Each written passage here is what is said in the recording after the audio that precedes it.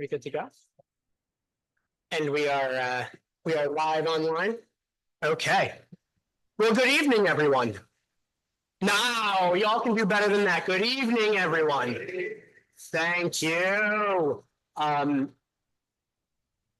So I am Sean Latourette, and I have the great privilege and obligation, quite frankly, to serve every resident of our state as Commissioner of Environmental Protection. And sometimes when folks, I think of the Department of Environmental Protection, they may not immediately recognize what that means, because the work of environmental protection is importantly about protecting the public health, because our well-being depends so much on the quality of the environment that we inhabit, how clean our air is, how clean our water is. Critical issues to the health of our families, the success of our businesses. And I say that as a reflection on the import of this meeting. And you'll hear from a bunch of different folks tonight that will share with you information that is incredibly important to the health of our families and communities with respect to the cleanup of the Solvay site in West Deptford and the impacts of that manufacturing facility historically on the environment that we all share. And one of the important points that I want to make sure that we convey to everyone that has joined us here in person and online is the importance of your voice, your participation in this matter, because this is your community, right? It is just our job to make sure that it is protected for you.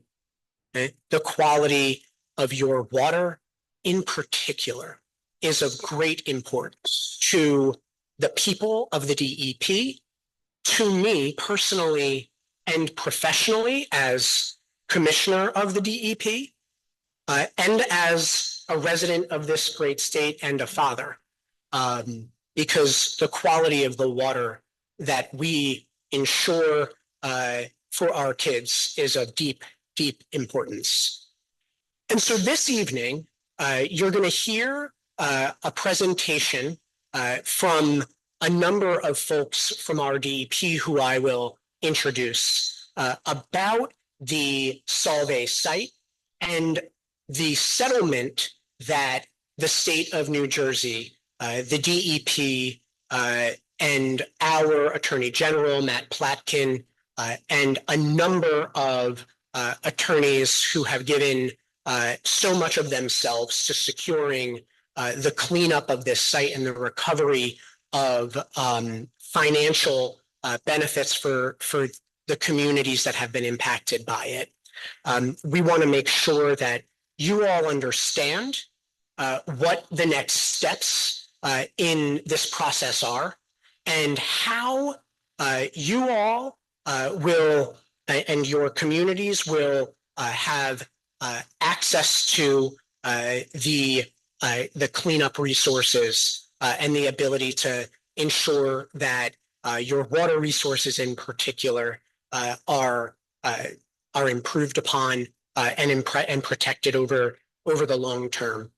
And so throughout this evening, you're going to hear from the Division of Science and Research at the Department of Environmental Protection, represented by our Dr. Nick Procopio. If Nick can raise your hand.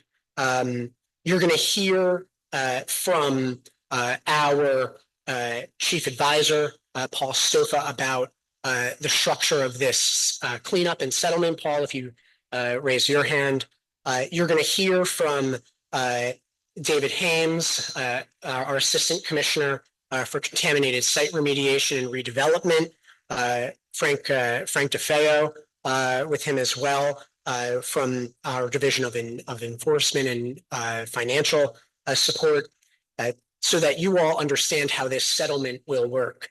I'll offer you a just brief overview of why we are at the place that we are today, which is, in my professional opinion, a really good place for the community here in West Deptford and the communities surrounding that have been impacted by the pollution caused by the Solvay facility for a considerable period of time.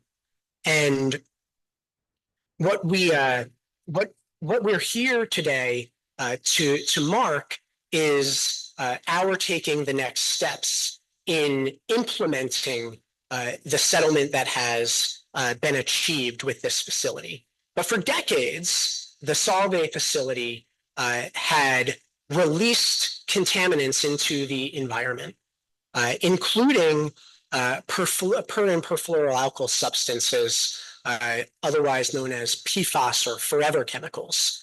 And these types of chemicals are replete in our environment, right? We find these chemicals, sadly, in many, many water supplies. But this community and surrounding communities have been a particular hotspot for these types of PFAS forever contaminants because of the operations of the Solvay facility and its inability to contain that pollution and clean up that pollution in a timely manner.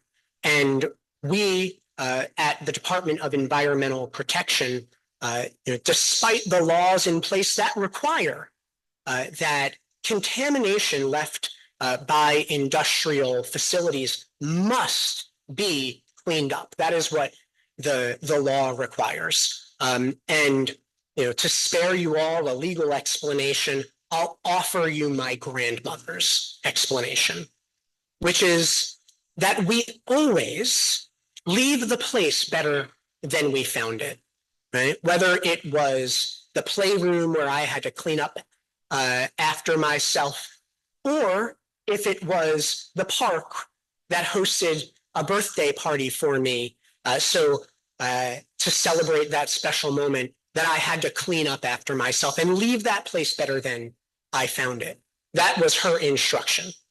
Well, unfortunately, Solvay did not do what my grandmother said. They did not leave the place better than they found it.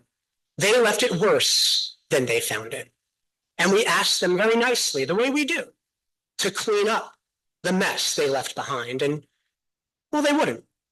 And so our Attorney General, Matt Placken, and I had to sue them with the help of attorneys that are joining us this evening. And I thank you all so very much for standing up for this community, for the health of our waterways, for the very environment that we share. And ultimately, Solvay came to an understanding that you do what grandma says, right? I learned that at 5 or sooner. It took them a little time, but they have now stepped up to the plate, and I am grateful that they have. It is their obligation to do so, and I'm glad they have seen that light. And so what we have before us now is a process for implementing the settlement that has been achieved, that they clean up their contamination in a timely manner, pursuant to the directions of the DEP, and that they provide resources that will be used to help the residents of the communities that have been harmed by their actions, particularly in ensuring access to funding for our water providers, right? The local governments who operate our water systems, they need the financial support that this settlement will provide so as to keep your water reliably clean and safe and free from these chemicals. And so too will the settlement provide for assistance to those who may still be using potable drinking water wells at their homes that have been impacted by these chemicals. And so all of my colleagues here today will explain all of that in more detail. This settlement is about ensuring the cleanup of the environment, of our water resources, and making sure you have access to funding sources to do just that. The settlement is not about any personal claims that any resident of West Deptford or the surrounding areas may have against Solvay. This is about the collective, right? The water that runs always beneath our feet in the aquifers and which we rely upon to provide clean drinking water, and which was polluted by this company, and which they will clean up, thankfully.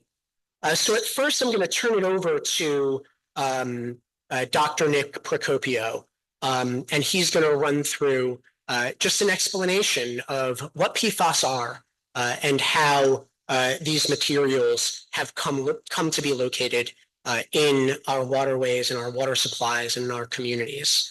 And then we're going to turn to Chief Advisor Paul Stofa, who's going to explain the framework of this settlement. And then we're going to go to David Hames and Frank DeFeo and Matt Wilson, who will explain numerous routes for both water systems and individual homeowners to gain access to funding. And then I'm going to ask my colleague, Kiona Miller, to come up and to facilitate the question and answer part of this discussion before we go into an open house where our DEP staff will be organized at the tables around so that you can have discussion with them as you may need. So with that, I'll just say for the folks who are joining us remotely on Zoom, we hear you, we see you. You can pose questions during the public comment period as well. So I'll turn it over to Dr. Procopio. Thank you all so very much for being here.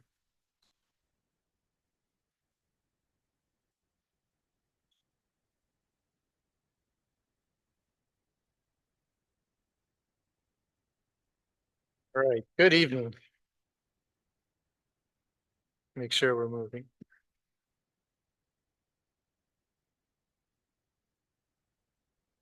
All right.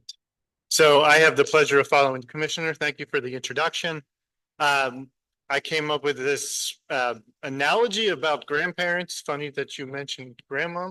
I wasn't sure how I was going to work it in, so I was going to leave it in the car, but I think I ran back out and got it. So I'm going to hope it fits. So we'll see if it does, and you'll let me know, I'm sure. So I'm Nick Procopio. I'm the Director for the Division of Science and Research at DEP. I'm going to spend just a few minutes laying out some of the basic science of PFAS. Particular points I want to hit are: what are they? Why are they here? How do we know about them? How do we find them? And ultimately, what can we do about them in terms of treatment? So from the beginning, what they are, to the end of what can we do about it? That's my goal. Okay. So what are they? So we know there are over 4,000. I don't know if we can put a hard number to how many of these different per and polyfluorinated substances there are, but we'll start with the number 4,000. There's a lot of them. We focus primarily on just a few of them. 3 of them in particular we have drinking water standards for, but they're present in our environment at varying amounts. And today you'll hear us talk about only a few of those, maybe the acronyms PFNA, PFOA, PFOS are familiar contaminants in that PFAS larger group. So they've been identified and evaluated at different concentrations in different locations. So what you find in one place is different than what you find in another place in terms of the contaminants themselves and in terms of the level of concentration of each of those. So we'll try and walk through a little bit of that from this perspective here. So just a little bit about what they are. Tight fluorine carbon bonds, highly resistant to, let me start this way. So highly resistant to breaking down. And this is my grandparents, sort of analogy. And it gets cut off a little bit at the top here, but the green balls that you see up there, if this is a diagram of a common PFAS compound, the green balls are fluorine compounds, and the black ones are carbons. And that green and black bond, that carbon fluorine bond, it's one of the strongest bonds in nature. And that's what I think of when I think of my grandparent analogy. Those bonds are strong. It's hard to break those bonds. Grandparents, they stay together. Carbon fluorine bonds are sort of that same way. They stick together. It's hard to separate them. So we've already heard them referred to as forever chemicals because of that tight bond. They're very hard to break down. So what do we do about them? All right. So to date, there are about 4 major sources have been identified for PFAS release, not just 4 identical or 4 individual places, but if we try to group this together, industrial sites where PFAS are produced or used in the manufacturing of industrial and commercial products. Solvay, great example for this source of these compounds. Locations where PFAS-bearing aqueous film-forming foams have been used. Sometimes we refer to those as firefighting foams, especially around airports, used for some of those large petroleum-type fires, smothers the fire. Landfills, wastewater treatment plants, great examples of sources for these compounds, all related to the migration of these compounds through the environment. And so this little sketch here, little cartoon sketch, is intended just to try and show that there's a variety of ways that these compounds move throughout the environment. If they're exhausted through production into the atmosphere, they're going to move through the air. Heavier compounds are going to fall out of the atmosphere faster than some of the lighter ones, which will travel farther in the atmosphere. So they move off-site, they move great distances, they move miles and miles. So the contaminants that we are seeing in a close proximity can sometimes be tracked to individual sources based on their composition, by the nature of the compound. Sometimes these travel really far. We see PFAS throughout the state. We see certain types of PFAS, that PFNA, which we'll talk more about, specifically as a Solvay product in this general location, this general West Deptford, South Jersey, Gloucester County area. But as it moves through the atmosphere, as one example, it's going to eventually fall out of the atmosphere, lands on the soil, migrates through the soil into our groundwater, from our groundwater into our surface water, maybe out of a wastewater treatment plant directly into our surface waters. And then sort of this whole cycle of environmental connection is presented by where and how much of these compounds that we find. Okay, so why are PFAS in the drinking water of particular concern? Maybe this is the slide that hits home. They're widespread. They don't break down in the environment. They're forever compounds, as we've been using that term, that carbon, that fluorine bond. Detected in almost everyone's blood serum. So everyone sitting here probably has some trace of these compounds in their blood. They're only slowly excreted from our body. So when we are exposed to them, they pass through our bodies slowly. Remain in our body for many years after exposure. So it's not something that we just pass in a quick duration. Multiple types of toxic effects in animals, lab animals, sometimes even at low doses. And then this bullet here is more, or not more important, but very important to the point, multiple human effects at very low concentrations. And I'll have a slide next that sort of identifies what some more of those human health effects are. But there's exposure from low levels in drinking water, which often overwhelms any other sources that we see from PFAS. And I have another slide here that just shows, outside of the human health effects, the different sources that we might see them, right, with firefighting foams, but also in wrappers, food wrappers, common carpets, anything that you think is water repellent. Well, that repellent is some type of, I won't say always in the absolute, one of these or some formulation of a perfluoral substance. So we love those properties, but we don't love the compounds. There's a lot of exposures. Drinking water is the primary exposure. And then, as you might expect, higher exposures to infants, especially those who are breastfed, smaller, or a lot of intake in terms of whether it's the water, breast milk, formula that's mixed with water, and compared to the lower body weight. So there's a considerable effect at for infants as well as humans or adults. And so some of those human health effects that we would be concerned about and we call attention to, increased cholesterol, increased uric acid levels, increased risks of cancer, which is a particular concern, right? And we see a variety of others here, risk of childhood infections, decreases in birth weight. There's multiple. It's not just a single impact associated with these in terms of human health. It's widespread and it varies. So we can't just point our finger at one particular, but sort of look at them in whole. We do have regulatory standards around these compounds, especially three, PFOA, PFOS, and PFNA. And those values, 14, 13, and 13 nanograms per liter, are set to be protective of human health.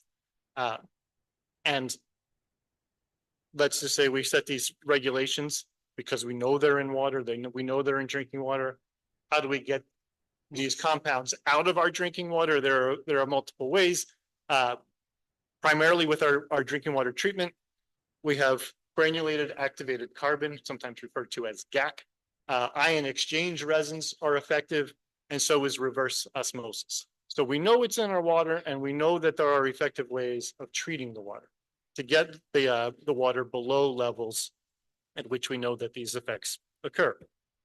And so that previous slide is a great demonstration of the multiple approaches. If you're on public water, what if you're on private water? If you have a private well and you self-supply your water, the granulated activated carbon, reverse osmosis, ion exchange are also ways that can be scaled down to what we would refer to as POET, or point of entry treatment systems for your home. So there are treatment options even at the private well level. But again, as I would also always say with private wells, the homeowner has to be responsible and make sure that there is treatment in place and they maintain that treatment. And so, but not to miss the point, there is treatment available. And I will stop there. It's just a quick overview of what these compounds are, how they move through the environment. We do have standards, and there are ways of getting this stuff out of our water. All right, thank you.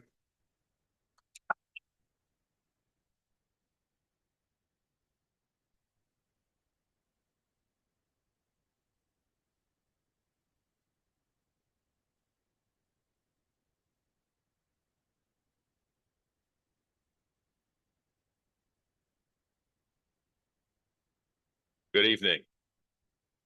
I'm Paul Stofa. As Commissioner Latourette mentioned previously, I'm privileged to serve as the Chief Advisor of the Legal and Regulatory Affairs Group at the DEP. And I've been an attorney here.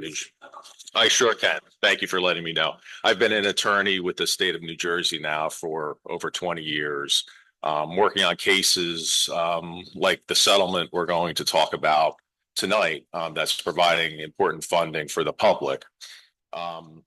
Sometimes you have a multifaceted relationship between government agencies like the DEP and companies in your community. There's a regulated entity relationship where you work together. At times, you may reach disagreements and you have to go into litigation or take enforcement actions. And that's obviously a strained relationship.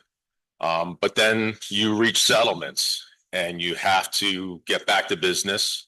You have to move forward, reach the best deal as the commissioner's office working in conjunction with the Attorney General's office and our special outside counsel, see fit to serve the public best.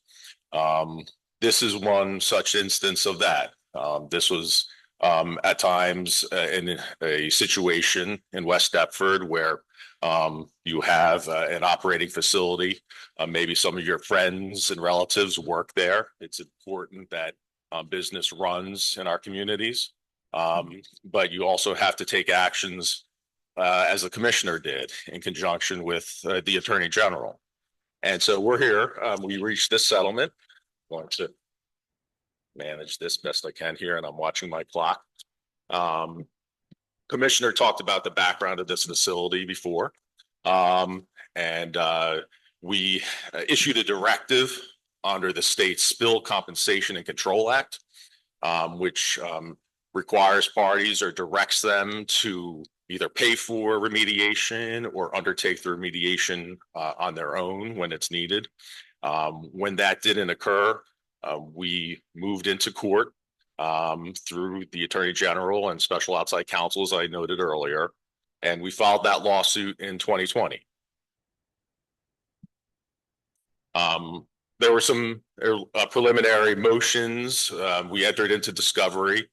We successfully fought off a motion to dismiss as the state, and we moved into a full-blown litigation. But that's very time-consuming, can be very costly, and ultimately you have to do a cost-benefit analysis. Can you reach an agreement that's better for the public than dragging out for years, even 10 plus years, a decade plus of litigation at times? We reached an agreement in principle in June 2023. Under the law, under the Spill Act, as I mentioned earlier, the proposed settlement at that time goes out for public notice and comment for a period of at least 60 days. It was published on our website. It was scrutinized by the public at that time, by towns in particular. We made a few amendments to the agreement, and then we moved before the court with Solvay's agreement and partnership before the Superior Court. This settlement was in fact entered in March 2024. It's one of the largest settlements we've ever reached as a state. As noted here, a total value of over $394 million, which is separated into a few different buckets, as I'll mention next. We still have a pending claim with Arkema. There is a proposed settlement that was published, but has not yet been finalized at this time. The three main buckets of the Solvay settlement are remediation, cleanup, natural resource damages, and remedial projects. And we're going to talk most tonight about that third bucket, remedial projects, which was a total fund of approximately $101 million that the company has provided to the state. And going back to that first bucket, there's a $214 million remediation funding source that's been established through the settlement. Those aren't liquid funds in the sense that there's not $214 million sitting in an account somewhere, but this is money that the company has put up to make sure that there's enough funding to do the cleanup in the vicinity of the site. That work is overseen by a licensed site remediation professional, an LSRP, working on behalf of the company whose license is on the line. It has to do that cleanup properly, and overseen ultimately by our assistant commissioner and staff of the Contaminated Site Remediation Program, CSRR, who are here tonight. That cleanup's ongoing, and Assistant Commissioner Haynes may talk about that further tonight.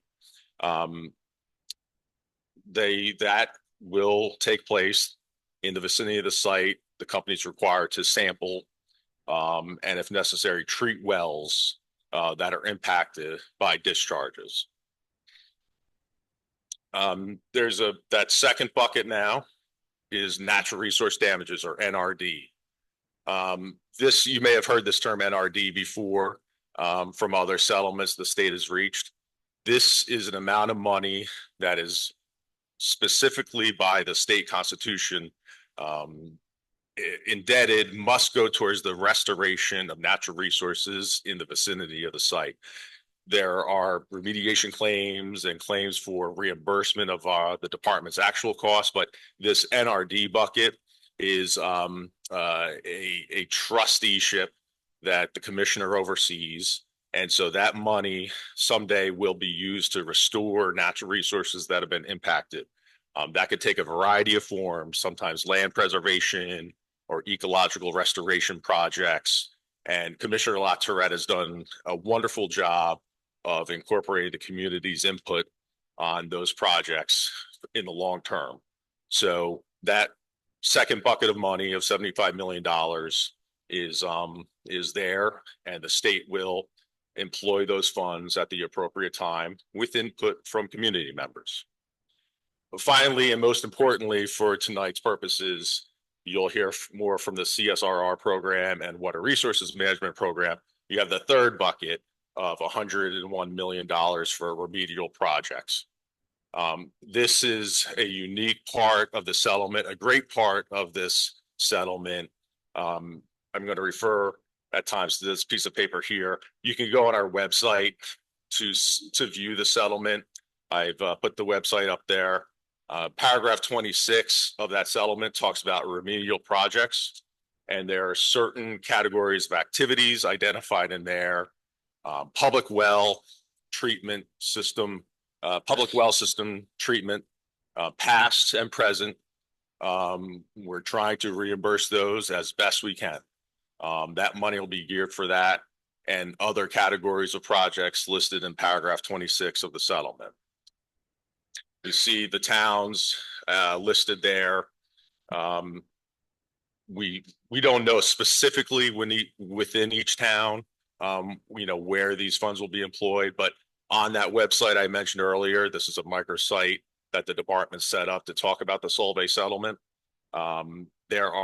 This map is there that has certain categories of wells identified, and we intend to use these funds as best as possible to make you all whole. It's going to be a process. You're going to hear about some of that process tonight, but our job is to get that money out to the public. And so again, you have the remediation. Now there's that agreement through that consultant will be performed. You have the natural resource damages, $75 million. Natural resources that have been impacted in your community will be restored.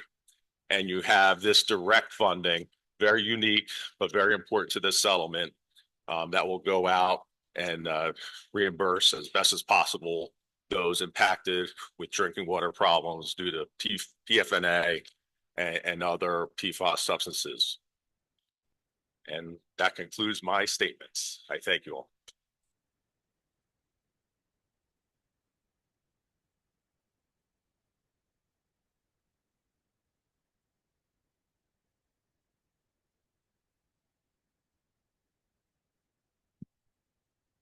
Good evening, everybody. My name is David Hames. I'm the Assistant Commissioner for Contaminated Site Remediation and Redevelopment. Should have warned me this was on wheels. I'm going to give the shortest talk. I don't have any slides to show, so I'm going to be in and out. Frank DeFeo will handle the bulk of this. Since 2014, approximately 400 wells have been sampled in that area that was on the map that Paul just had up there. Of those, approximately 100 were found to be impacted by PFAS. Of those wells, the wells that we are aware of at this point, they either have had a point of entry treatment system installed, a GAC system, as Nick Procopio had mentioned, or they've been hooked into a municipal water line if one was nearby the house. Again, we do cost analysis, cost benefit analysis. We see which is the cost benefit for the state in terms of which system we would go with. Most importantly, relative to the settlement and irrespective of the settlement, moving forward, one of the roles that we have in site remediation is ensuring that people have, with private wells, have safe drinking water, safe water that's potable at the house. And again, whether we do that through installation of a treatment system hooking into a municipal water system, we ensure that that occurs. So of the buckets that Paul was discussing, there's the 101 million for the remedial projects. Part of those monies are not dollar for dollar earmarked, but they are allowed to be used towards providing for those treatment systems, et cetera. The map that he had a couple of different colored dots. Some of those referring back to the settlement, there's an Appendix D.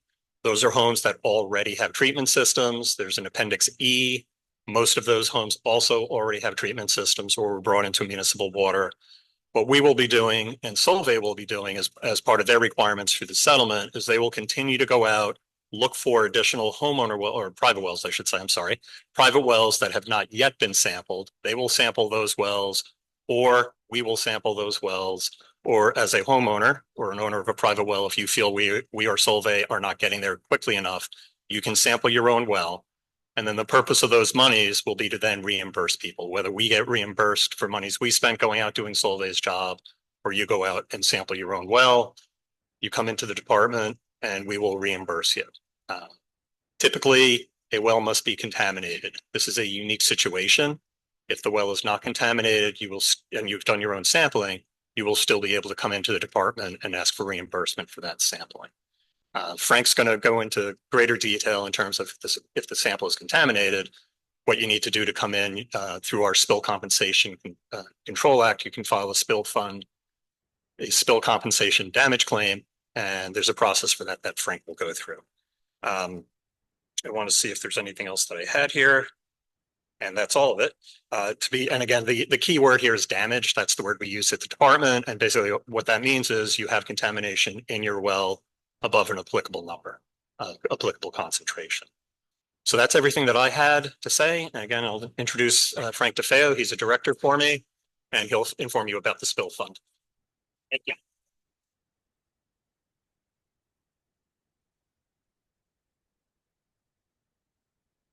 Good evening, everyone.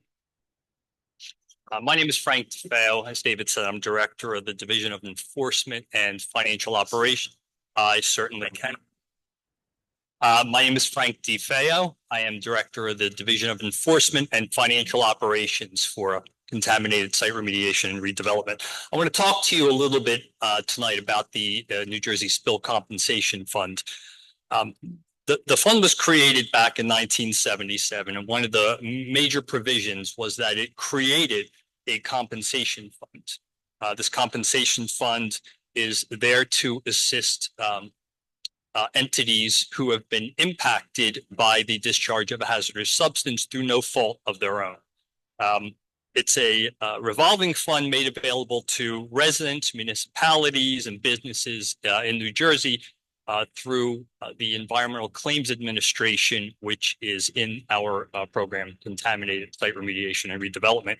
I put the contact information up here as it's a little bit long. Just to briefly go through the spill fund damage claim process, there are eligibility requirements to apply. If you sample and you find that your well is contaminated, a claim must be filed within 1 year of discovering the contamination. So when you receive your results from the lab, or if you receive a letter from DEP letting you know that you have a contaminated well, you have 1 year from the date to file a claim.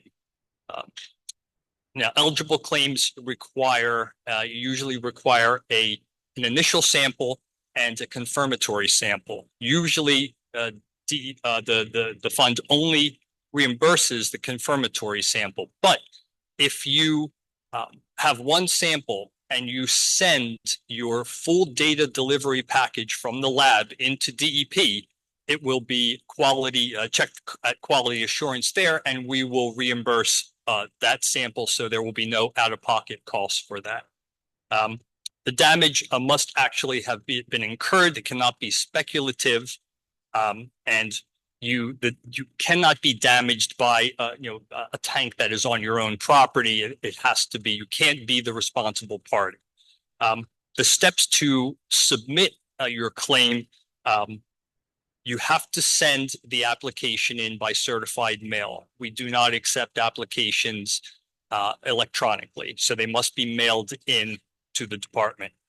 You must submit copies of your confirmation samples, your lab samples. Again, if you have one sample and you send the full data delivery package into us, we'll reimburse you for that full sample. There will be no out-of-pocket costs.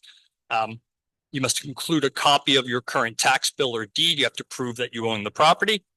An important thing, if there is a water line available, we will do an alternatives analysis. We will look to see which is the most cost-effective and effective remediation. So we may put a point of entry treatment system on your private well, or we will pay to have you hooked to public water if public water line is available. As again, if no water line is available, we will put in a point of entry treatment system. We will also pay for annual sampling, and we will change out the media if we determine that there is breakthrough.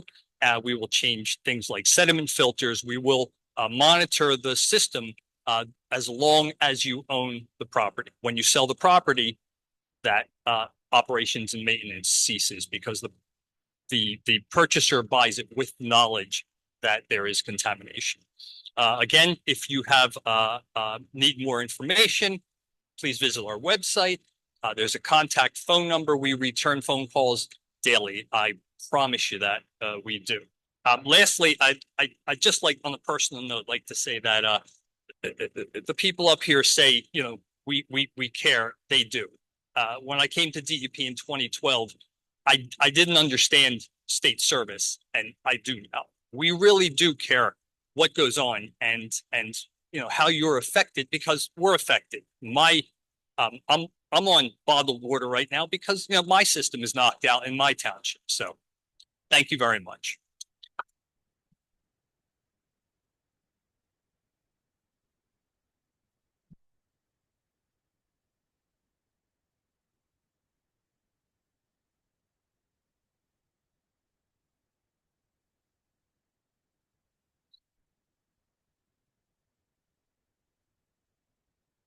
All right, so good evening, everybody. My name is Matt Wilson. I'm the Bureau Chief of the Bureau of Safe Drinking Water within the Division of Water Supply and Geoscience. Whereas Dave and Frank talked about the private side, I'm going to talk about the money for the public water systems that's available through the settlement.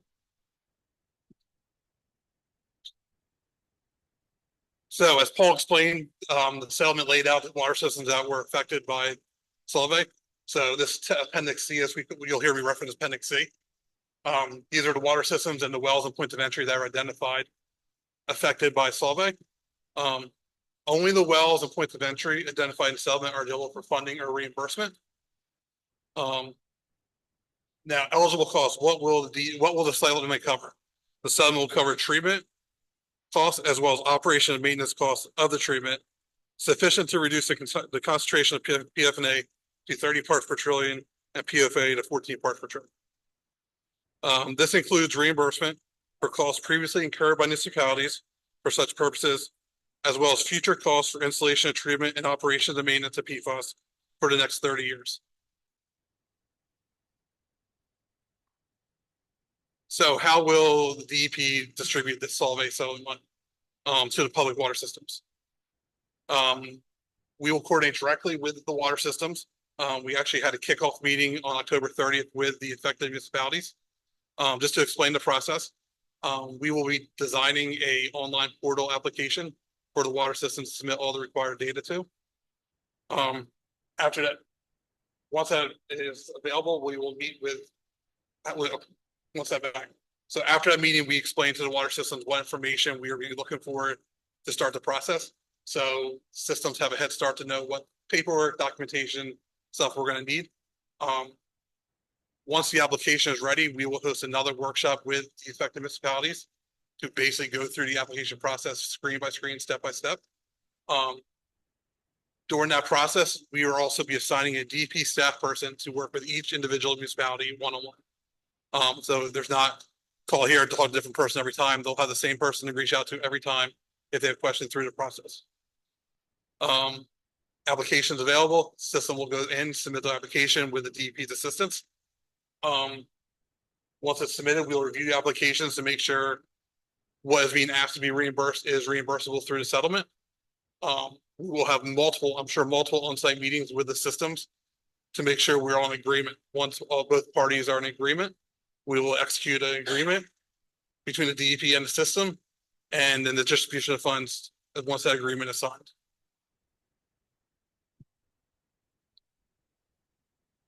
So where are we going to go with this next? Like I said, we already met with the impacted water systems and informed them of the application process. We'll work closely with these water systems to provide resources and guide them through the application and disbursement of funds. Once the application is near complete, we will host a workshop for the water systems to go further in depth of the application process, specifically what documents are going to be required. Work orders, invoices, canceled checks, stuff like that, so to prove that the money that the water system saying was spent was actually spent.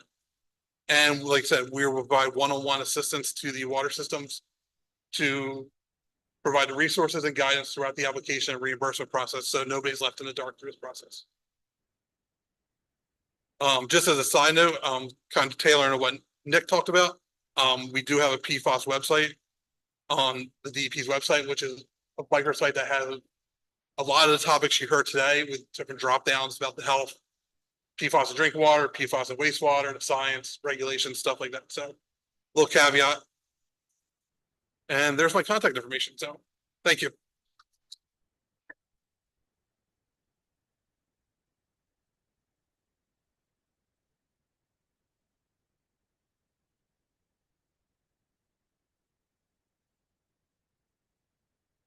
Good evening. Everyone still awake? Awesome. My name is Kiona Miller, and I manage the Office of Local Government Assistance at DEP. And this time I will be leading you into the Q&A for this evening, which will be separated into two parts. The first half of Q&A, we will take questions from attendees here in the room in person. This evening, we also have attendees joining us via Zoom. After we've taken the in-person questions, then we'll take the questions from our guest on Zoom. If you are on Zoom, just please raise your hand, and once your name is called, you may ask your questions. We will ask you to unmute your mic at that time. Questions? I'm sorry, there's a microphone here you may come up.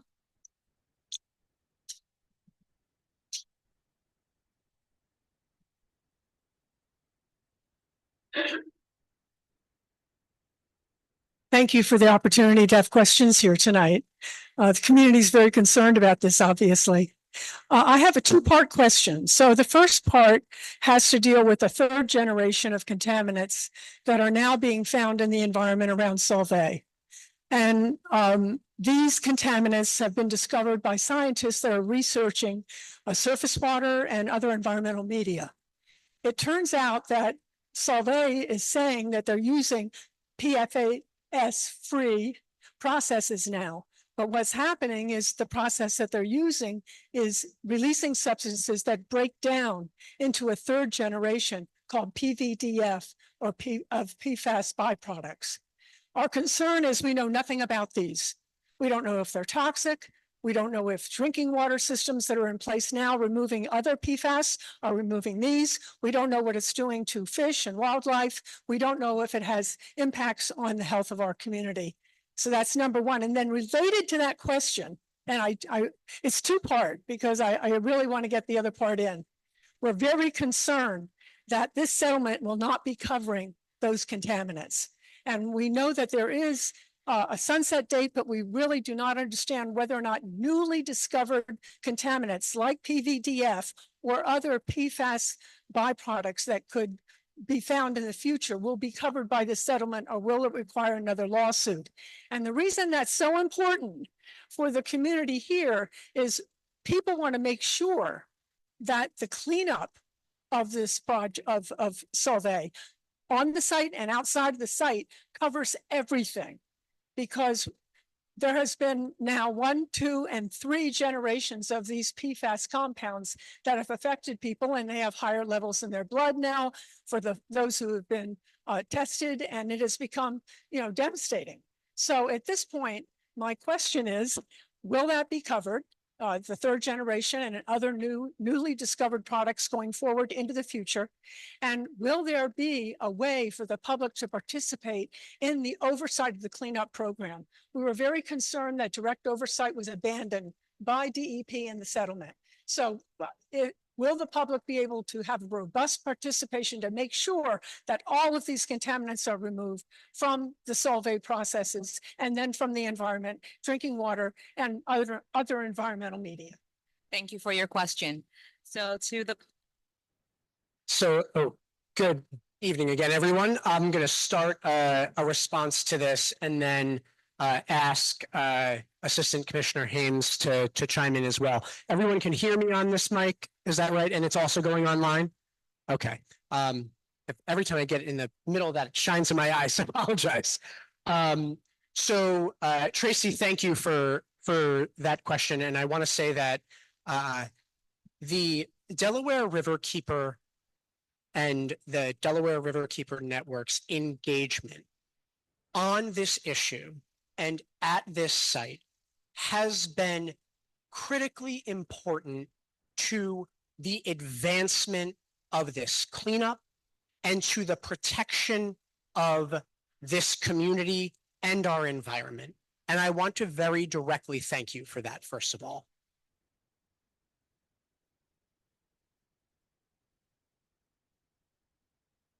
So the 2 questions that you asked, the first is about the next generation products that are being manufactured. And then the second question is about the community's ability to engage in the process of remediation. And both of those are important questions. But I think that we should acknowledge that maybe not everyone has the context for that question, the first question about later generation PFAS. So I'll just quickly make a statement about that, and thank you for saving my eyes. It is often the case that chemical manufacturers are always inventing the next new thing, right? And much like the issue of early generation PFAS, PFOA, PFOS, these compounds, and for folks who don't know what that means, these compounds, they have stain resistant properties, they have stick resistant properties, they have fire resistant properties, and so they were used to create a lot of things, right? Like Teflon pans or Scotchgard, right? And if your grandmother was anything like mine, she sprayed that Scotchgard all over the place, including all over you, right? And so these chemicals, they are distributed widely because of the products that they are in. And now that we realize that those products that were promised to be so great have externalities and adverse effects associated with them, like contaminating our water, those products are difficult to continue using, and some companies don't use them anymore. But then chemical companies will create a new type of chemical to try to achieve those beneficial properties without causing the bad properties. And so that's what Tracy means by the next generation of these chemicals. And I think the short answer to the question that you're raising is that the next generation chemical too is covered by what we are doing here in this settlement. And the state of New Jersey has always been kind of ahead of the curve on this in establishing standards to contain new chemicals that cause a problem that maybe were thought to be so good and turned out to not be so good. And so we have both a regulatory approach and an approach under this settlement, and I'll have David speak to that. Thank you. The department oversees cases in different manners. Solvay by its nature has always been what we would call a traditional oversight case. There's an assigned case manager, there's an assigned case team. We have not given up that responsibility through this settlement.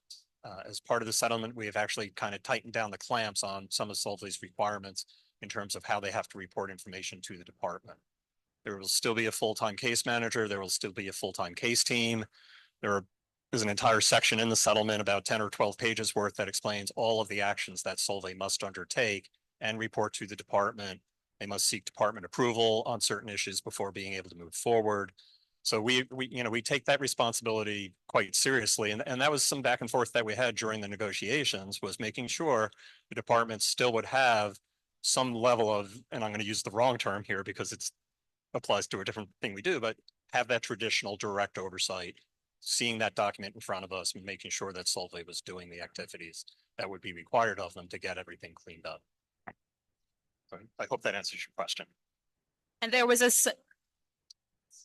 Solvay is working on things already. They were never not working. They may not have been working at a pace we wanted them to and things like that, but they have been working. Again, in terms of the settlement, there are no direct timeframes. It doesn't say on January 1st, 2025, this document shall be submitted. But they do have other timeframes. I'll be honest, I am not aware of when certain documents are due. The department then has, in effect, its own timeframe to get that information, any comments back to Solvay. Both sides of the table on this issue. We want to keep this whole thing moving. We want to get everything cleaned up. Again, we want to make the environment safe for the citizens in New Jersey.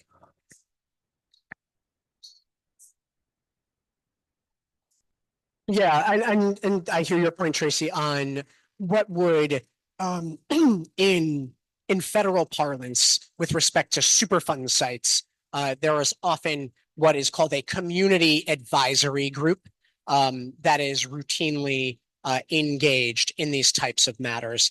And I understand a request on your part. What I'm taking as a request that something of that nature to facilitate public engagement and public understanding of the pace of the cleanup to be established. And I'm taking that from you right now, and I will get you an answer. The public engagement is, and understanding what is being done is very, very important. We won't let that request go unanswered. For the meeting, I just found this out today. Through the case manager, I was informed today, we have been pushing Solvay to have their own public meeting with everybody. So you can hear on their side of things what their plans are. My understanding is finding a venue. I can't see why they can't come here as well, but they are looking to have a public meeting on January 22nd, 2025. So I wish it could be sooner. Again, just whatever their reasons are, they're going to be moving that forward. And as a side note, if there's any in the future, if you feel that Solvay is not being responsive, there are legal provisions where petitions can be submitted to the department requesting that additional public meetings be held and public outreach be performed by Solvay. Sorry to get all rule on you. Actually, I'm not even going to. It's in the administrative requirements. We nickname it ARCS, ARCS. And in there, you can find a provision, I believe it's in section 1.7, that will explain how to petition the department to have additional public meetings. He knows his rules, man. Much appreciated, sir. thank you for your question. Next question, if you would. Folks can feel free if they have questions, it's just to come on up to the mic, please.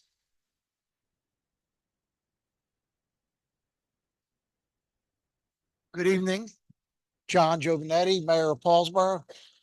Thank you for all your hard work. I'd like to thank my engineer, my administrator and lawyer here today. Our concern was when we decided to jump in on this lawsuit, is there going to be enough money for Paulsboro? One of our fixes is going to be $6 million. And when you see that number in all those towns, that's a lot of money.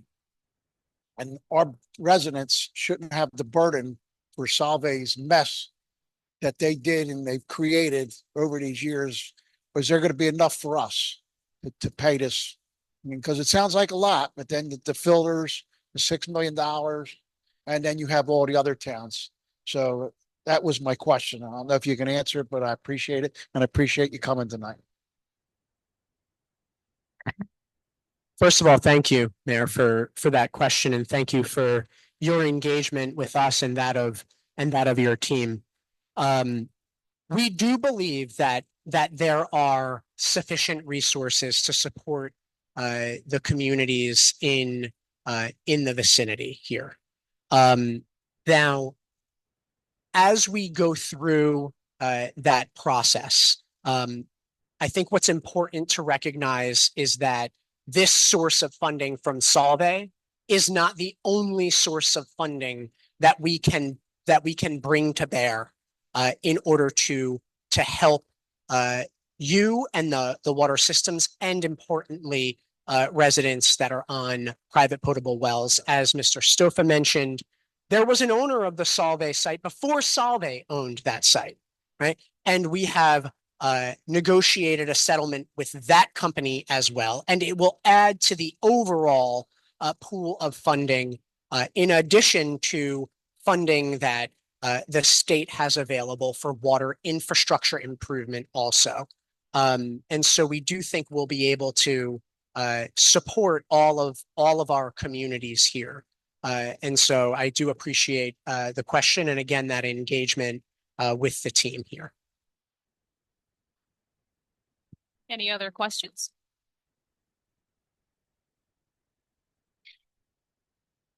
My name's Lawrence Stahl. I'm a private citizen in West Deptford. A little hard to follow scientists and mayors, but that's okay. I have a number of questions from the presentations and from my own experience. The first one I was thinking of before I walked in here was, has there been any testing on the effects of these chemicals on domestic animals? I'm somebody that lost 2 cats. And this all came shortly after things came to bear about what was going on in our water. They were both diagnosed at the same time. Their systems cannot stand nearly the powerful chemicals that we can. Obviously, they're a lot smaller than we are. So I was just wondering if there was any kind of testing or limits on our animals. We've learned from the experience they only get filtered water now. But do you want to ask all of your questions and I'll write them down and then respond to them? Also, I want to thank you guys for being here. I certainly appreciate it. It's nice to see. I'm retired from the state of New Jersey, and I don't think my department ever did anything like this, sadly. But the question I have also is, what cost to the taxpayers? And I get that, it seems like an awful lot of money, but 394 million wouldn't even buy you a pitcher, or a quarterback. I mean, seriously, it's not a lot of money. I mean, we're talking about permanent chemicals. So what happens, down the line as people get sick again because we're not getting rid of these chemicals? It just seems that, will they be held responsible once the 394 million is gone? Or is a judge going to say, well, we already brought this to court and it's done? Do you have more questions beyond that? Of course. Okay. So, and the cost of the taxpayers also, I'm also looking at the hours that your staff put in. Is that reimbursed through this settlement as well? Because that's very costly. And everything that DEP is doing costs. There's a money value attached to that. So it just seems to me that should also be coming out of this settlement. It shouldn't be coming out of the state coffers. Then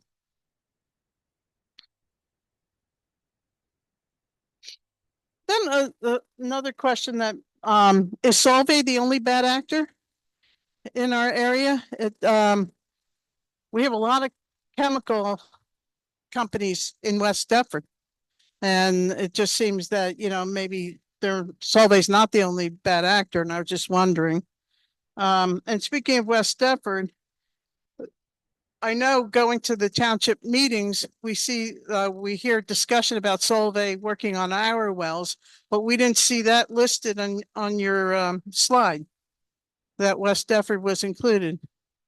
And, I even asked somebody sitting next to me and, we agreed that we didn't see West Deptford listed.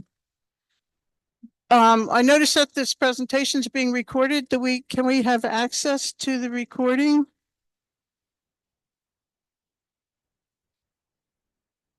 Is there an actual time frame for the remediation?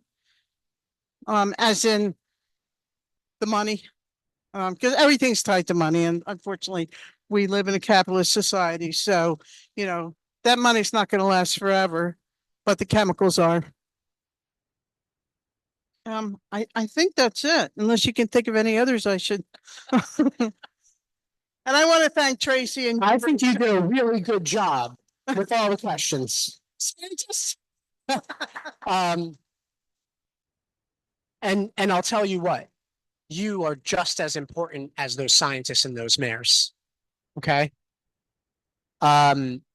So a couple of things. And I'll go through this list, and I think you've done a service to everyone else here, because maybe some folks were thinking of these same questions. So the first question about tests on animals, if you'll see that we had multiple references to our website, and you on that website, particularly from the Division of Science and Research, you can see some of the very studies that have been done, and a lot of the information that we have been able to, a lot of the science that we've been able to utilize in setting standards actually is derived from animal studies. They're vulnerable, as are we. And so you can see very much right on the website. And so I'll tell you, if you just go to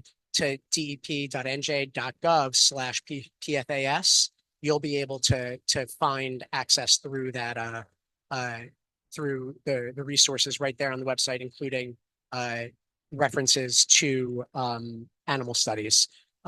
Nick, what's the DSR specific website?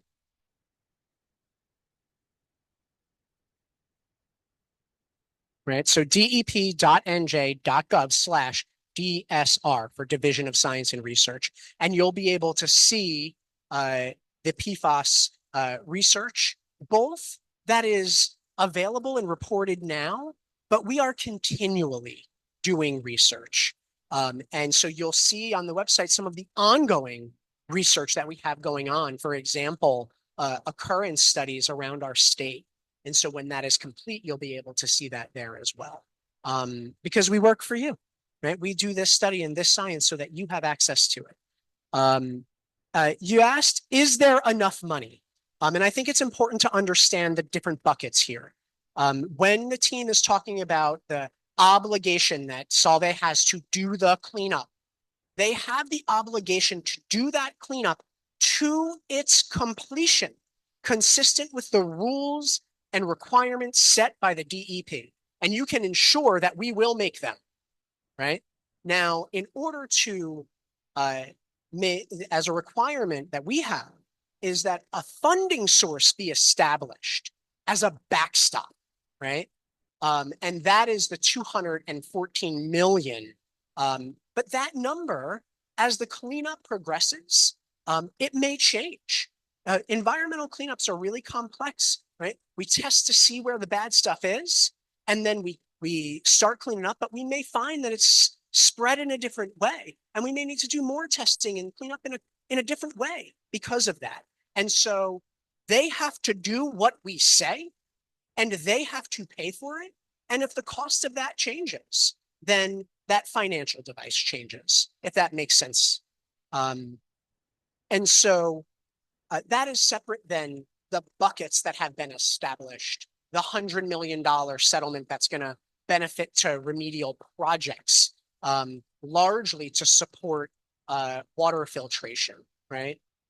That is a static number that doesn't change. And that's based on estimates that we have conducted in figuring out how to negotiate the right resting place for this settlement.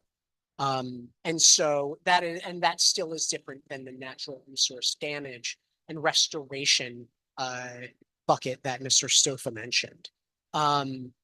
So as I mentioned before to the mayor's question, do I think that there's enough for the purposes that we are focused on? Protecting public health by cleaning up water supplies. I do think that we're in the right place. There is an important question, I think, underlying, which is these chemicals have created us, right? And not just in our water supplies, but throughout our environment. And in some way, there's not enough money in the world to answer for what has been done. But we are doing the absolute best that we think we can. And with good advice from a lot of lawyers who are holding these guys' feet to the fire. Now, to the question of the cost of the taxpayers, I appreciate you looking out for the DEP, but it's our job to look out for you. And that settlement, as Mr. Stofa explained, includes the recovery of some past costs that the department had laid out to make sure that the taxpayers are made whole, right? And so then you asked, the next question is Solvay the only bad actor? There are always those in the regulated community that are overseen by the DEP that don't do exactly as they should. It is our job to get them back on the right track, and we do. There are, of course, other parties responsible for PFAS contamination around the state, and we are holding their feet to the fire too. There are ongoing lawsuits against other companies as well. And then your next question is, are we working on the wells in West Deptford? Most certainly, yes. And Solvay is doing that now. And will you have access to this recording? Most certainly. We'll put that up on our website as well. And then you asked about the time frame for the cleanup. It's hard to give you a straight answer for that. Not because I don't want to, but environmental problems, they take a long time to materialize. And then they take a long time to fix.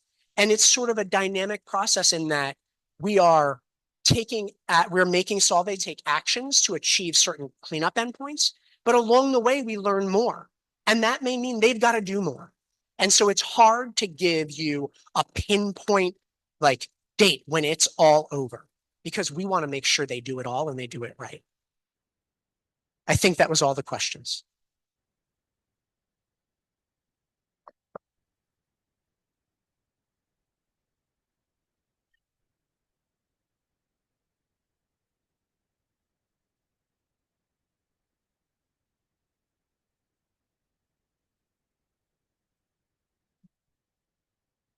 Thank you for your questions. Thanks to Cindy. Hi, I'd like to know a little bit more detail about how the contamination actually happened. Is it waste from the production of it? Is it just the production? And is there a safer alternative for them to get rid of the waste and not continue to contaminate the water? Thank you. Yeah, this is a really good question. I appreciate your asking it. So, the way environmental management works, right? We understand something to be bad for the environment and thereby public health, right? Bad things that can go into the air, into the water, or upon the land. And government generally is always a little bit behind the private sector in being able to identify exactly what's bad, because private sector moves a little quicker, right? Always inventing new things. And sometimes it can take a little bit for the government to catch up to those new things and recognize the bad things when they occur. And so, as I mentioned earlier, when these chemicals were first created decades ago, they were thought to be really beneficial. And they have properties that, we find desirable. right? The eggs don't stick to the pan, or the couch, the water beads up and the spills don't stay. And and consumers want those types of luxuries. But then later in time, we find out that sometimes chemicals that were used to create that beneficial thing, they were actually kind of bad. And so in the meantime, the factories, the manufacturing plants, the chemicals manufacturing plants that are creating this stuff, they're following the environmental rules by and large, right? Don't put out too much pollution into the air, to the water, upon the land. But if we don't yet know that something's bad, we are not, as the government, controlling the release of it into the air or into the water. And so processed water from an operation at a manufacturing facility might be laden with chemicals that we don't yet have regulations for. Luckily, we all live in the state with the strongest water quality regulations in the nation, right? And we in early 2000s started doing occurrence studies on PFAS, beginning to seeing the reality that these things were bad. And then we became the first state in the nation to enact a standard to get this stuff out of our water. And so while everyone is, as a matter of environmental management, a little late to discovering bad things, New Jersey is earlier than most. And so now these things are better controlled, and there are permits that require the discharge of water from the Solvay site to be clean to a higher degree than it ever was before. And so those are the types of improvements that we can make and have made here. But there is, speaking to you honestly, always a bit of a delay because the chemical companies do move quicker. But when we find a problem, we fix it. Thank you, Commissioner. At this time, I'm going to switch just a moment. Yeah, we will get to you. I'll just explain. We're going to switch to our attendees who are joining us by Zoom to take a few questions there. And then we'll come back in the next 15 minutes to the room. Also, please note that there will be an open house session following the Q&A where you may ask your questions directly to them. So if we don't get to you right now during Q&A, you certainly will have time to speak to our panelists after the Q&A. Emily, would you assist me with the chat?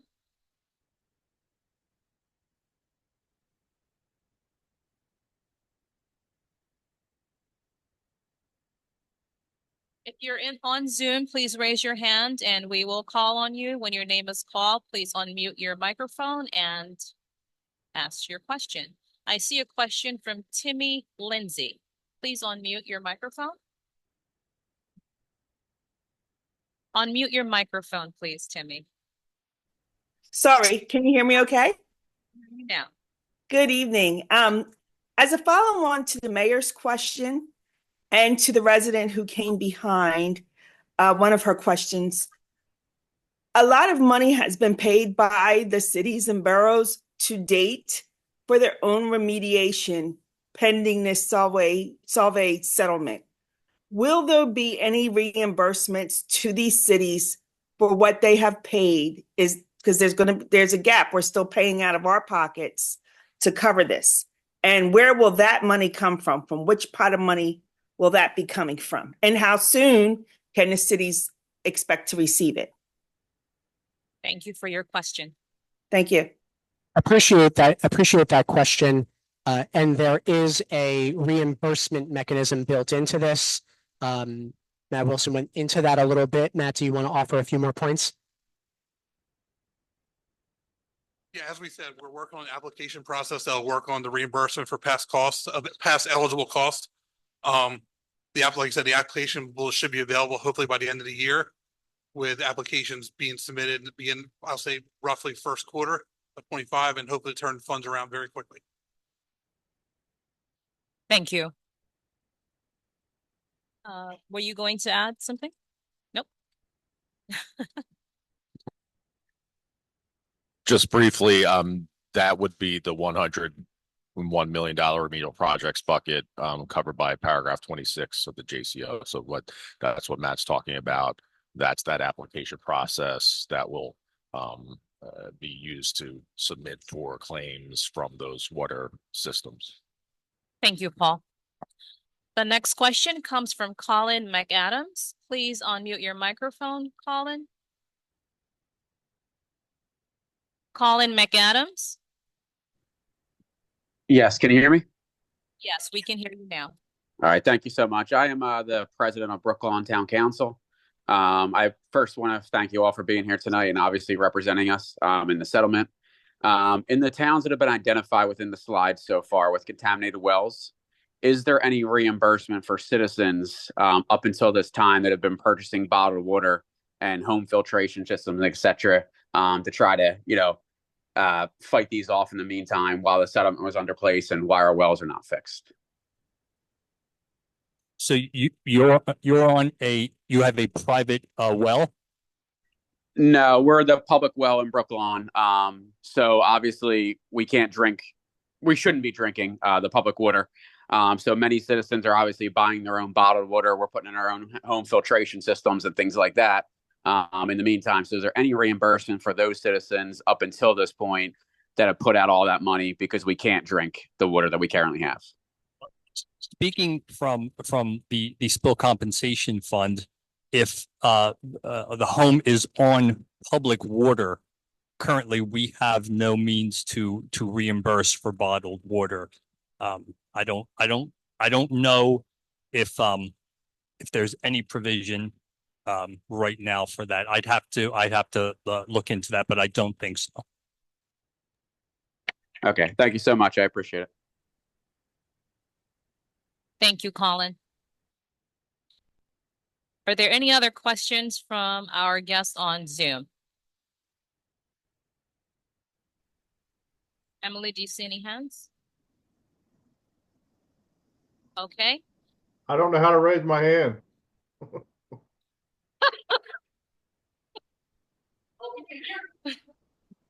We can hear you now. Yeah, I looked all over. I don't know how to raise my hand. So, my question is, the incoming administration plans on dismantling the EPA and replacing qualified people with unqualified people. What kind of reassurance do we have that these lawsuits are going to continue? I'm sorry. Could you please just a little bit slower and repeat the question where we have trouble hearing here? Okay, the Trump administration plans on dismantling the EPA.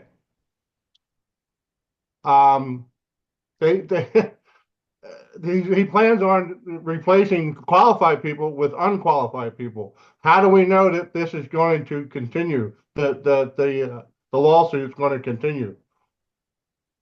Thank you for that question. I didn't get your name, but I do appreciate the question very much. I'm sorry, Jeff Storms.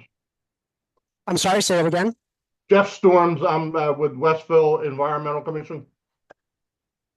So I appreciate the question as you posed it, and I do recognize what you have said as one of the things that was stated in the throughout the most recent presidential campaign. But I don't think you have to worry about that, because this work is overseen by your state government. And in your state, the state of New Jersey, we have stronger rules than the federal government in most respects. And this settlement here is a settlement under state law and not under federal law. And you can be assured that it will be performed as we have explained to you. Thank you. Thank you, sir. Are there any other questions on Zoom? Please raise your hands. Okay, seeing there are no other questions on Zoom, We're back here in person. Please come to the microphone.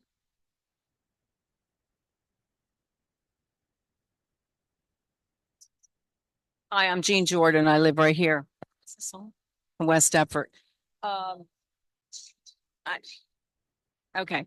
So one of my questions was about the chart. I didn't see West Deptford on there or the list of the wells. I know 8 or 4. I know that was one of the problems. I just want to clarify the point about not seeing West Deptford on the map. It has to do with the different buckets of the settlement. The wells in West Deptford will be addressed by Solvay directly under the $214 million bucket, as opposed to the $100 million bucket where that will be used to assist the water systems and the potable well owners outside of West Deptford.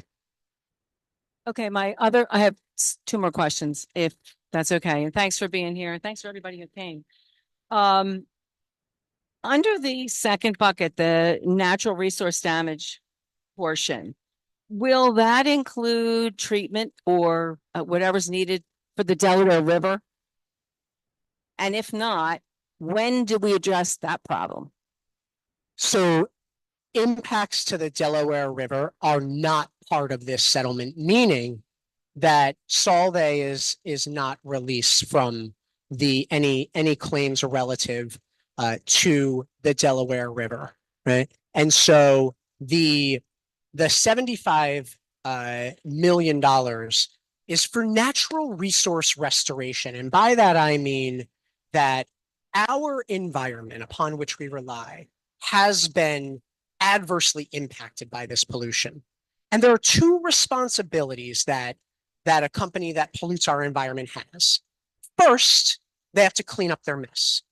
And second, they have to restore or enable the DEP to restore natural resources as a benefit to ecology and people. And that can take a lot of different forms. That can be the enhancement of wetland areas, because wetlands filter our water for free, right? But it is to benefit the environment and the people who enjoy it versus just cleaning up your mess. In New Jersey, just cleaning up your mess ain't good enough for us. So what about the fish that have been, the pollution that affects them? Is that different? It's a different bucket? Yeah, so I think it's a bit of a different regulatory paradigm, and I know that sounds too wonky. So let me work on it. One of the ways that we better protect the Delaware River, at least the New Jersey side of the Delaware River, is by establishing standards for the discharge of pollutants into waterways. We are doing that too. The state of New Jersey will enact what's called a surface water quality standard to make sure that those who put that discharge pollution through ordinary operations, right? We see there's always water running off of industrial properties. They have to capture that, treat that, and make sure that it's not hurting the environment. We are going to make sure that folks do that for PFAS too. And having this continuing operation, Solvay is now under a permit to make sure that they do not discharge more PFAS into the Delaware River, right?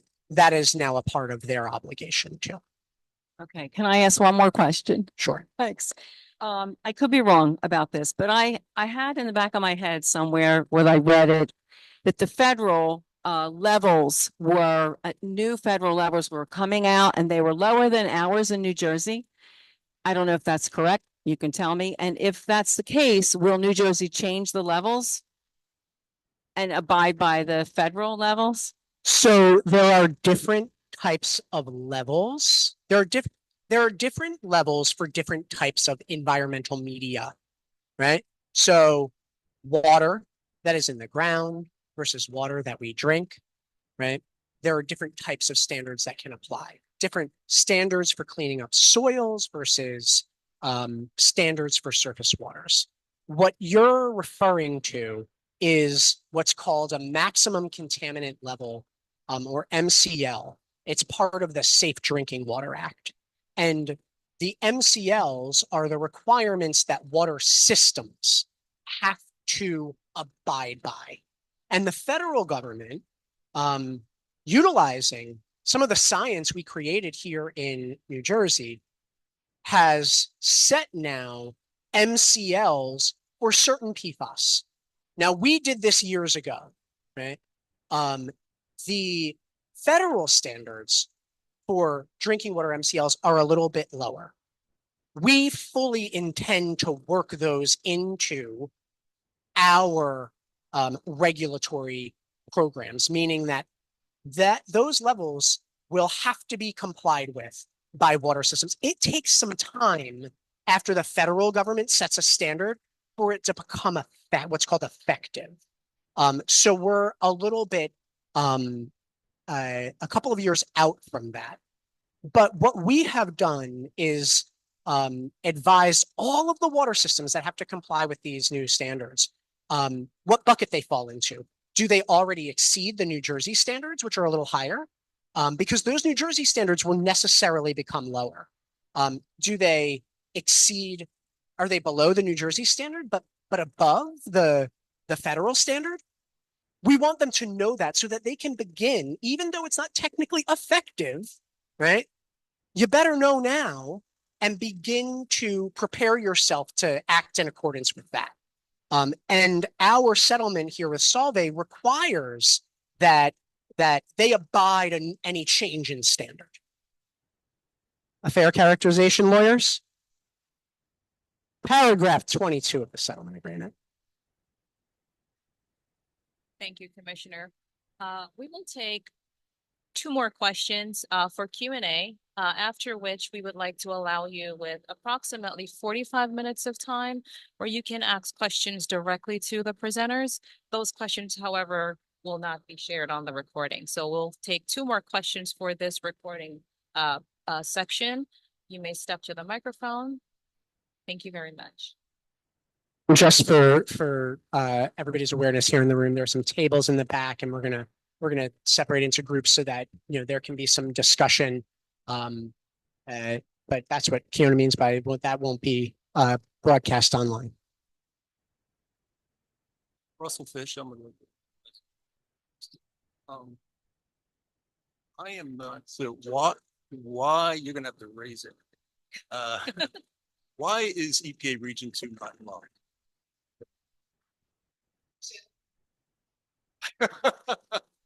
Why is EPA Region 2 not involved? Because because we got this. Sorry? Because we have got this, right? So the Federal Environmental Protection Agency does not get involved in every contaminated site, right? And the federal, and I'll explain to you why that is. So the federal government, their environmental laws about contaminated sites are not as strong as the state of New Jersey's laws about contaminated sites. And so oftentimes, well, in fact, the overwhelming majority of contaminated sites in the state of New Jersey their cleanup is overseen by the DEP and not by the EPA. Maybe it's a question. Is the program just delegated to New Jersey? Is that why they're? No, no. What I'm telling you, it's like, this is the settlement you're talking about. It's fairly large magnitude, and we're talking about chemicals that seem to me, on a national level, this seems to be a hot environmental topic.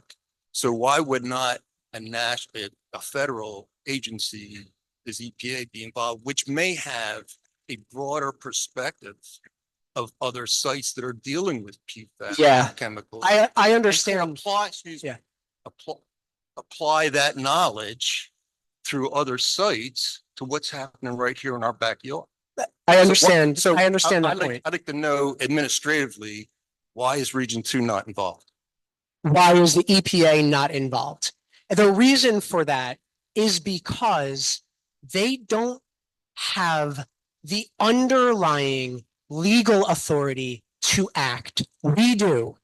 Now, most recently, EPA has caught up a little bit on PFAS, but for many years, they did not have in their regulatory programs federally the underlying standards set that would enable them to act. Over the last couple of years, that has changed some. And they, as I mentioned, now have standards for drinking water. Certain PFAS are now listed as hazardous substances, meaning that it's possible for the EPA to act under the Superfund law or other laws. But this isn't a Superfund. But that did not happen. My point is that it did not happen until recently. They're later to the game of getting control of PFAS issues than the state of New Jersey is. That's the honest answer. So is there a promulgated MCL for the PFAS chemicals that we're talking about? Now, Right now. there is for some of them a promulgated MCL under the Safe Drinking Water Act. That applies to water providers. It doesn't apply to a chemical company that's not how the law functions. Is guess what I'm trying to explain. So what standard are they held to? What standard is who held to? Well, if there's a promulgated MCL for PFAS, you just said, or I heard you say, that applies to POTWs, right, or publicly owned systems. What would you apply to them? So they are acting in accordance with our site remediation standards, right? There are standards that are enacted for water systems to comply with. There are standards that are enacted for pollution cleanup, right? Those are different, what we call regulatory programs, right? And we have cleanup standards in New Jersey. There are no federal cleanup standards. Okay, but if chemicals are getting into potentially getting into drinking water wells, then I would think it would be an applicable association to the Safe Drinking Water Act. But I understand that the point that you're making, and it's a good one. But I'm happy to continue, an environmental policy conversation on the side. I do want to make sure other folks get a chance to. I'll just wrap it up. I guess where I was going is, what can a resident look at to say, and I'm on the public system, like, what can we look at to say, okay, here's when they tested, where they tested, and what they tested for, and like what level? For a public water system, you go to Drinking Water Watch, which is a website maintained by the DEP, and all of the testing done by your water system is available to you on that website. You can look at it by water system. Drinking Water Watch. Thank you, Commissioner. And thank you, sir, for your question. At this time, we would like to allow you a time. Oh, I'm so sorry. I apologize. Good evening, everyone. I would also like to take the time to thank everyone for coming to allow us to express our concerns. My name is Tanya Kidd, and I currently reside in East Greenwich Township, but I'm a longtime resident of Paulsboro. I also work for Rutgers University, so I was given an opportunity to be a part of the health study that was conducted in Paulsboro. So my question this evening is, does the lawsuit or the settlement include further testing for neighboring towns and, for instance, for teachers that taught in Paulsboro, people that we had to turn away?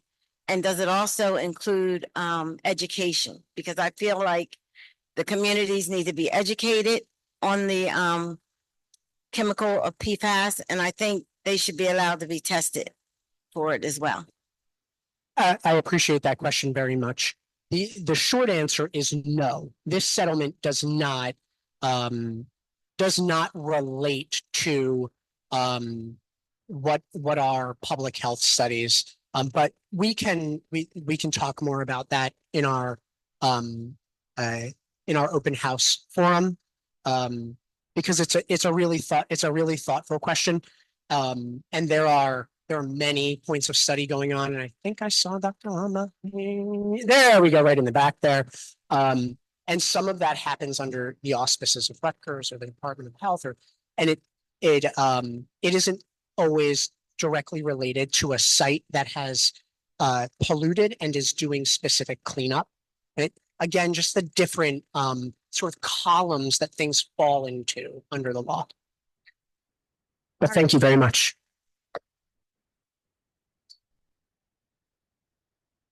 Commissioner Latourette, just have one question. I'm supposed to go to 8:30. I hope I can ask it. Will the DEP, either through this settlement or through some other program, stop Solvay from releasing substances that are polluting our waterways and environment with PFAS? That is exactly what we're doing. PFAS into the environment.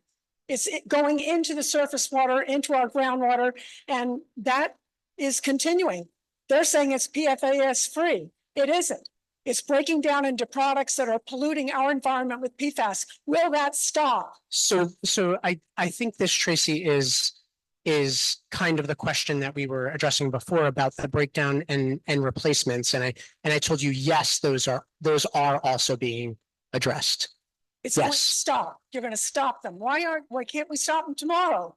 This is outrageous. But Tracy, they are now under a permit to ensure the removal of contaminants. They have a new permit for that now. It's recent. It's within the last year or so, but that is now in place. There's a lot of legalese in this, and that legalese does not address the problem that people are being exposed. We don't know if it's traveling through the air. We don't know if it's being removed by the treatment systems. All we know is that there are substances being released right now by Solvay as we stand here, and they are breaking down into PFAS and adding to the burden that this community is already dealing with. And it has to stop. And will this settlement do that? Or will DEP do it through some other program? We really have to ban the source. Just in my throat, I'm sorry. I'm taking advantage of your coughing. Always appreciate a good filibuster. But the answer to your question is, we are controlling the sources better than we ever have. To your point about air pollution, I'll note that most air standards are set by the federal government. And recently, I petitioned the US EPA to list PFAS as a hazardous air pollutant so that we can activate authorities under the Federal Clean Air Act that are delegated to us. I recognize that as a missing link. I am trying to stop it. Yes. Thank you, Commissioner. Mr. Stolfa, would you like to add? Oh, make sure it's okay. Okay. Thank you very much. Would you like to add more comments before we move to the open house? No, let's have some chats, and I thank you all for your attention and being so generous with your time and engaging with us. Thank you.